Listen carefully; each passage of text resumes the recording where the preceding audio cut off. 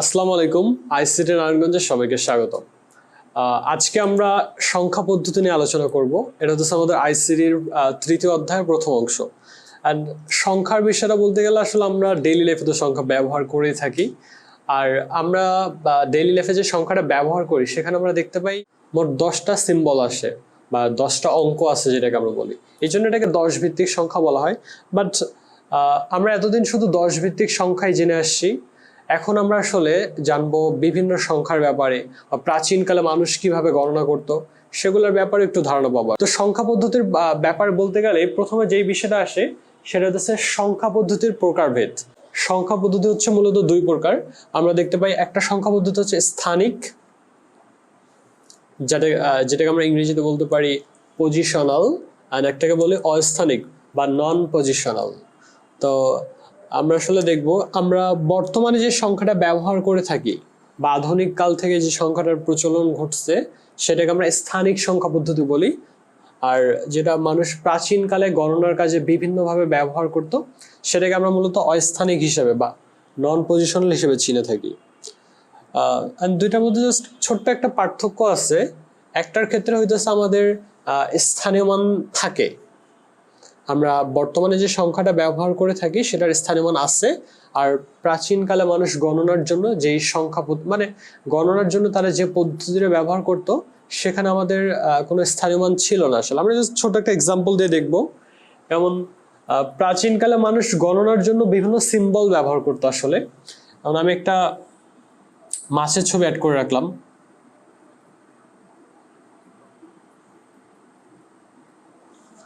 আবার আমি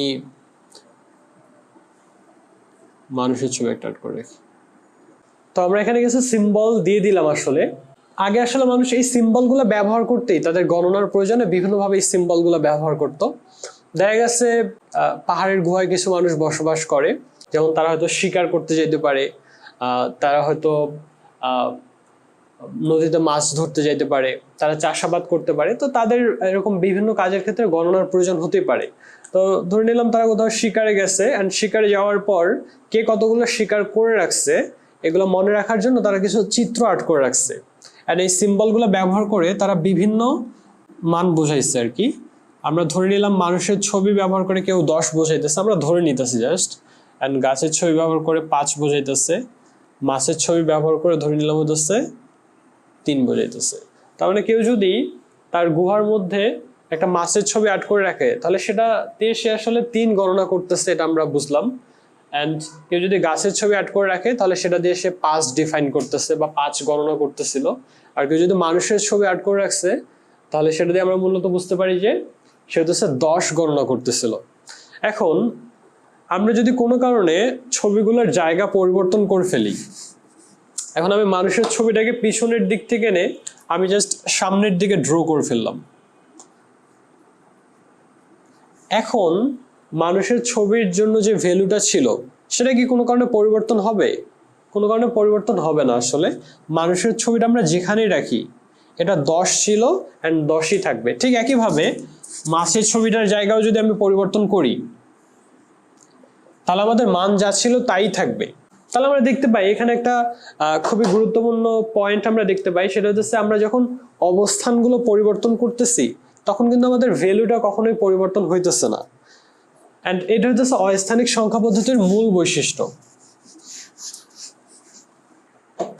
বাট আমরা একটু স্থানিক সংখ্যা পদ্ধতি দেখব, বা বর্তমানে আমরা যে সংখ্যাটা ব্যবহার করি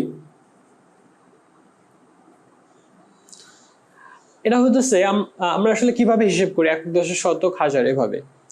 তাহলে এখানে আমরা দেখতে পাই এই সংখ্যাটা হচ্ছে 19 শতক। অ্যান্ড আমরা যদি কোনো কারণে কোনো একটা অঙ্কের বা কোনো একটা সংখ্যার অবস্থানটা পরিবর্তন করে ফেলি, অবস্থানটা যেমন আমি পিছনের জিরোটাকে সামনে এনে বসাই দিলাম, তাহলে আমাদের মানটা 1900 যে ছিল সেটাকে এখনো 1900ই আছে, বা 1900 ছিল সেটা কি এখনো 1900 আছে? সেটা কিন্তু পরিবর্তন হয়ে গেছে, রাইট? তো এটা হচ্ছে আমাদের স্থানিক সংখ্যা পদ্ধতির মূল বৈশিষ্ট্য। সেটা হচ্ছে যে কোনো সংখ্যা পদ্ধতি মানে কোনো সংখ্যার যদি আমরা অবস্থান পরিবর্তন করি তাহলে কিন্তু মানটাও পরিবর্তন হয়ে যাচ্ছে। তাহলে আমরা দেখতে পাই স্থানিক সংখ্যা পদ্ধতির স্থানীয় মান আছে এবং অস্থানিক সংখ্যা পদ্ধতির স্থানীয় মান নেই। তাহলে প্রাচীনকালে মানুষ যে সংখ্যা ব্যবহার করতো সেটার স্থানীয় মান নেই, বর্তমানে আমরা যে সংখ্যা পদ্ধতি ব্যবহার করি সেটার স্থানীয় মান আছে। তাহলে আমরা লিখে দিতে পারি স্থানীয় মান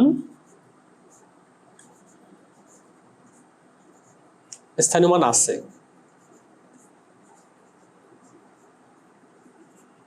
আর অস্থানিক সংখ্যা পদ্ধতির স্থানীয় মান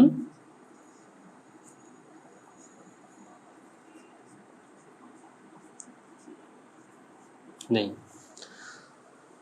ওকে, এন্ড আমাদের যদি ডেফিনিশনটা বলা হয় তাহলে আমরা এভাবেই বলতে পারি, যে সংখ্যা পদ্ধতির স্থানীয় মান নেই তাকে আমরা অস্থানিক সংখ্যা পদ্ধতি বলতে পারি, এন্ড যে সংখ্যা পদ্ধতির স্থানীয় মান আছে তাকে স্থানিক সংখ্যা পদ্ধতি বলে।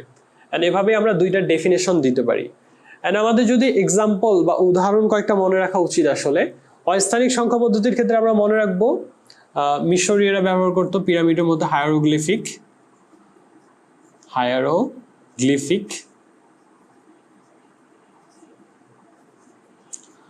তারপর আমরা দেখতে পাই রোমান সংখ্যা আছে, ট্যালি চিহ্ন আমরা দেখতে পাই। আর স্থানিকের ক্ষেত্রে আমরা জাস্ট কয়েকটা দেখতে পাবো, যেমন আমরা দেখতে পাই আসলে যেগুলোর ব্যাপারে আমরা পরবর্তীতে জানবো, এখন জাস্ট আমি উদাহরণ লেখার জন্য লিখে দিচ্ছি। সেটা হচ্ছে ডেসিমাল,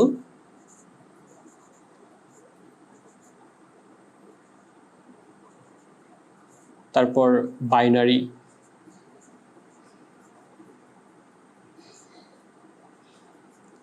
আর আমাদের পরীক্ষায় খ নম্বরের মধ্যে আসতেই পারে যে স্থানিক এবং অস্থানিক সংখ্যা পদ্ধতির মধ্যে পার্থক্য দেখাও। যেহেতু খ নম্বরে 2 মার্কস থাকে, 2 নাম্বার থাকে, তাহলে আমরা দুইটা পার্থক্য দিতে হবে।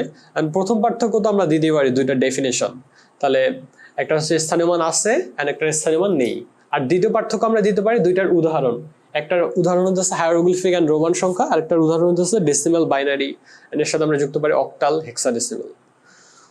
তো এই ছিল আসলে আমাদের সংখ্যা পদ্ধতির ব্যাপারে। এন্ড অস্থানিক সংখ্যা পদ্ধতিটা আসলে মূলত প্রায় 4000 বছর আগে মানুষ ব্যবহার করত, যেটা হায়ারোগ্লিফিক আছে।